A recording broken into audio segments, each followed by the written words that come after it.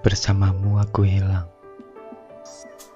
bukan mendapatkan dirimu, malah aku kehilangan dirimu. Dalam dunia yang serba individualistis ini, mungkin kehilangan seringkali dipandang sebagai hal yang negatif. Namun dalam konteks ini, kehilangan bukan tentang hilangnya identitas, melainkan sebuah bentuk perubahan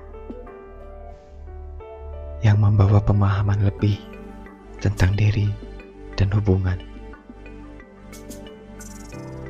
Ketika kita berhubungan dengan seseorang, kita tidak hanya memperkenalkan diri kita, tetapi juga kehilangan batasan yang sempit yang sebelumnya kita bangun.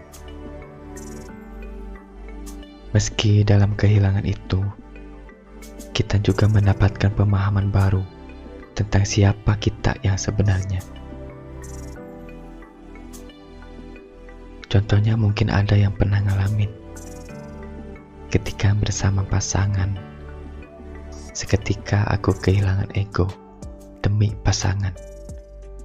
Hilangnya keinginan pribadi untuk sepenuhnya menyerahkan diri pada pasangan.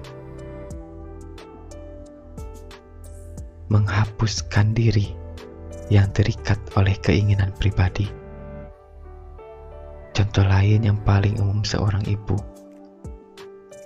yang rela mengorbankan segalanya demi kebahagiaan anaknya.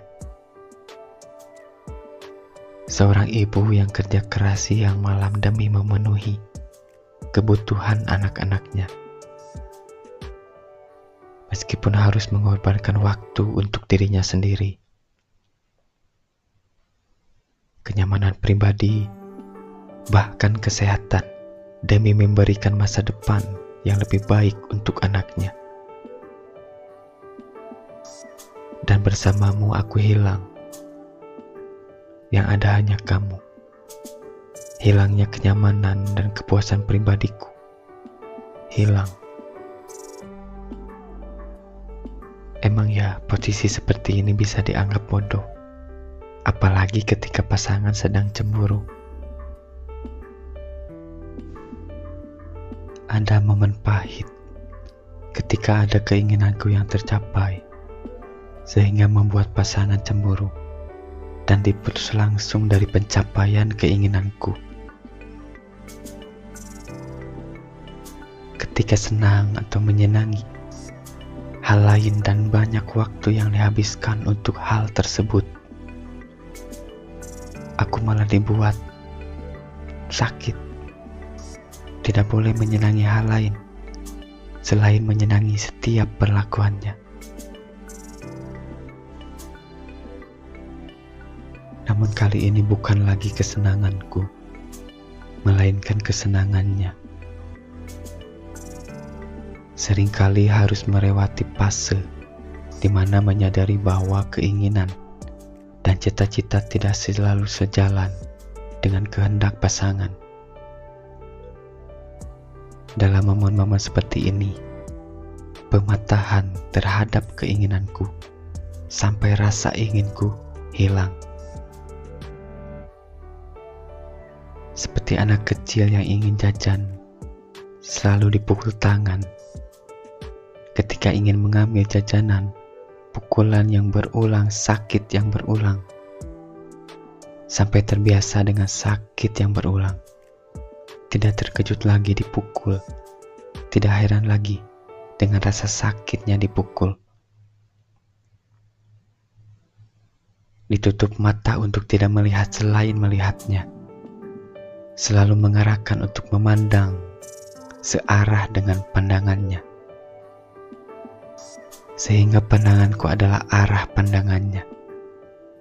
Pandanglah yang seharusnya dipandang.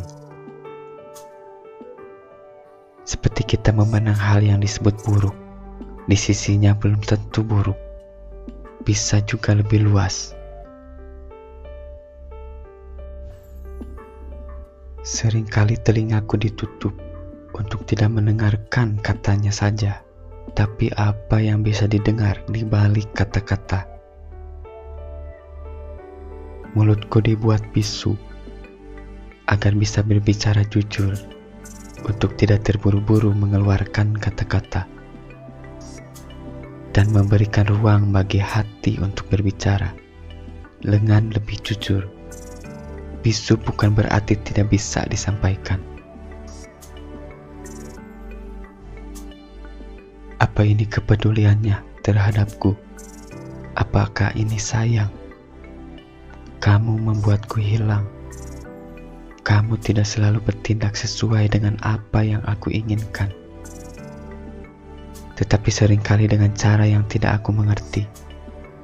Semua usaha dan keinginan pribadi akhirnya dihentikan, dan hati pun terbuka untuk menerima apapun yang akan datang.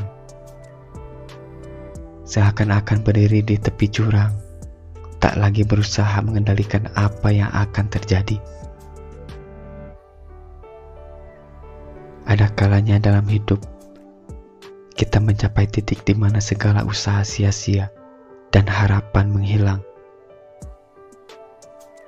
Di saat ini hati yang lelah terjatuh mengucap, "Sekarang terserah kamu. Apa yang kamu perbuat kepadaku?" Setelah berjuang dengan berusaha keras, saatnya untuk mengakui bahwa kita tidak memiliki kendali penuh atas apa yang terjadi dalam hidup ini. Saat sudah menyerah sepenuhnya, kamu mulai bekerja dengan cara yang tidak terduga. Aku mungkin tidak langsung memahami atau merasakan apa yang kamu rencanakan untukku. Namun seiring waktu, kamu menunjukkan lebih daripada yang aku bayangkan. Bukan melepaskan segala kendali, justru menemukan kedamaian yang tak terduga. Kedamaian yang datang bukan dari apa yang aku inginkan, tetapi dari apa yang kamu inginkan. Inginku hilang dalam inginmu.